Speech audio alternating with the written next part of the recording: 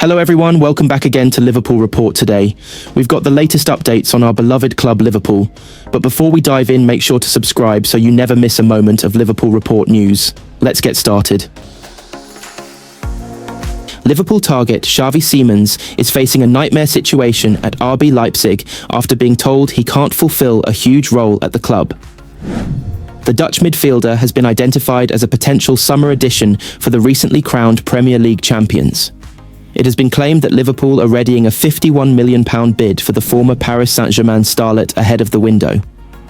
It is not the first time that he has been linked with a move to England, with Manchester United and Manchester City having been touted as potential suitors for Simons. But any club set to make a move for him might have a fresh concern ahead of the summer. Simons, 22, was handed the captain's armband during Leipzig's Bundesliga clash with Eintracht Frankfurt last week. He, however, struggled as the side slipped to a 4-0 defeat, Simons playing just 76 minutes. Speaking after the game, interim boss Jolt Löw suggested that the role was beyond him. "We talked about why he would get the captain's armband and what we expect from him before the Frankfurt game," Löw said before the weekend. "It's clear that he hasn't been able to fulfill that role. He tried, but there's still room for improvement. I'm happy with the way he handled a constructive conversation.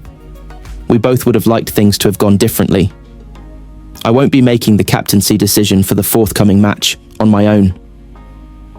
To Simons' credit, he responded in the best possible way in his next outing, chalking up 2 assists in a 3-3 draw with Bayern Munich. That performance sees his record sit at 10 goals and 8 assists in all competitions. Simons has just over 2 years remaining on his contract with his current side. He only penned a permanent deal earlier this year, having joined on a loan deal in 2023. Asked about his future earlier this season, he said, "I'm still a young player. I have many dreams, and the club knows that. But right now, the most important thing for me is to play well in the upcoming games."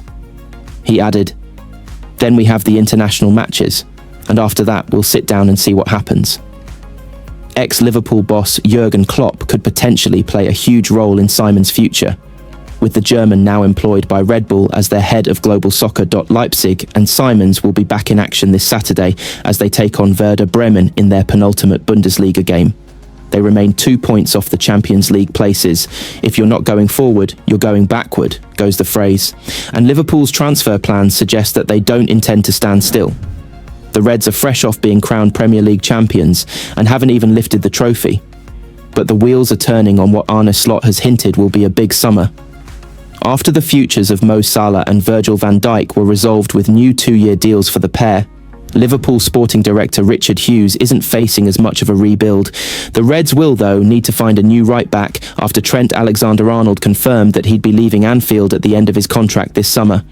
Whether it's a first-choice addition or someone who can play backup to young Connor Bradley, Liverpool are expected to delve into the market in light of Alexander-Arnold's decision. But defence isn't the only area which is likely to be addressed. Slot tried to sign Real Sociedad midfielder Martin Zubimendi last summer, suggesting that he sees a vacancy in the middle of the park, while the Reds can't rely on Salah to carry the attack with another 33-goal season next term. This week, the voting for the Football Writers Association, FWA, Footballer of the Year, will close, and there will probably be some left-field choices. Some writers might want to champion relatively unsung performers, which is fair enough.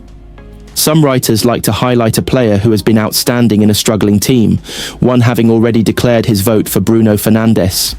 But whether it is the FWA Award, the Professional Footballers Association Award, PFA, or any other gong, there can surely be only one winner at the end of this season. Mohamed Salah.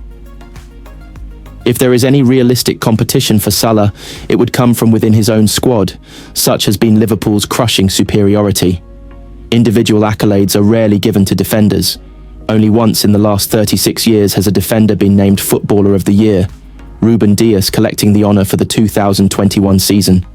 But had it not been for Salah, Virgil-van-Dijk would have been a worthy recipient this time around, the Dutchman having been an imperious leader of this Liverpool team on and off the field. Salah, though, has been the Premier League's most consistently brilliant performer by some distance. And importantly, he is becoming an increasingly precious commodity in a league in which how teams work without the ball is becoming more and more important. Salah is a rarity.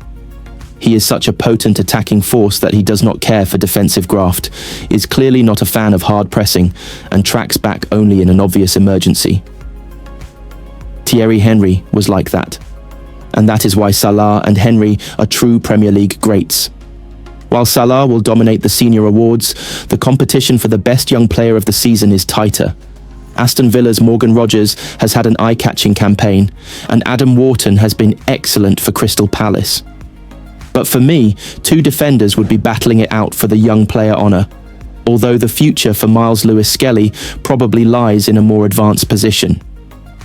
For me, his emergence for Arsenal and his stunning England ball just about gives him the edge over Bournemouth centre-half Dean Huyson, who has performed with a maturity way beyond his 20 years. When it comes to Team of Year, Lewis-Skelly would probably be vying with Milos Kerkez and Anthony Robinson for the left-back role, and Huyson would have claims to partner Van Dijk. At right-back, Trent Alexander-Arnold has an obvious case, but recognition would be nice for Ola Aina's fantastic contribution to Nottingham Forest's campaign. Alexis McAllister is a shoo-in for a midfield slot, and his teammate Ryan Gravenberch has a great shout, but Fernandes does deserve a nod of approval for his support of a besieged Ruben Amorim. While his form did take a prolonged tip, Chelsea's Cole Palmer came claim a place.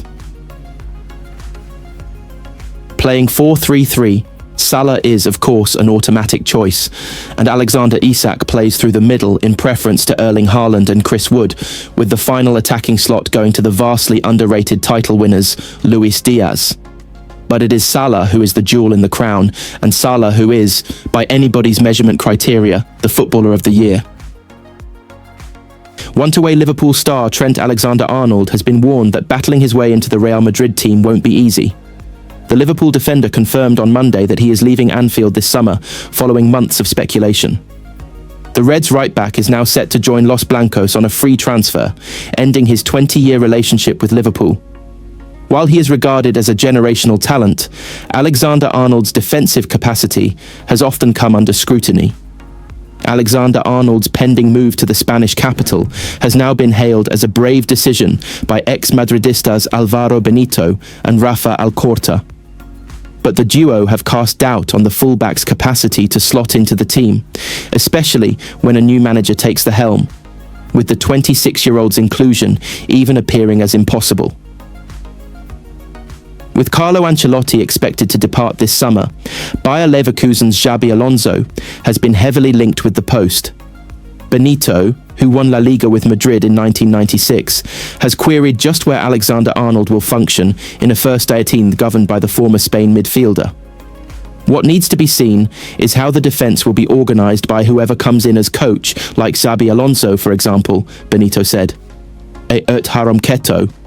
It seems very unlikely, not to say impossible, but highly unlikely.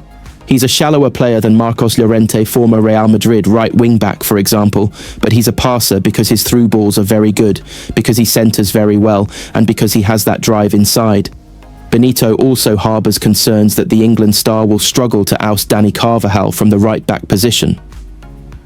While Carvajal has been out for the majority of this season with an anterior cruciate ligament injury, with Lucas Vazquez capably deputising, Bentio believes Carvajal warrants a start as he is defensively much better.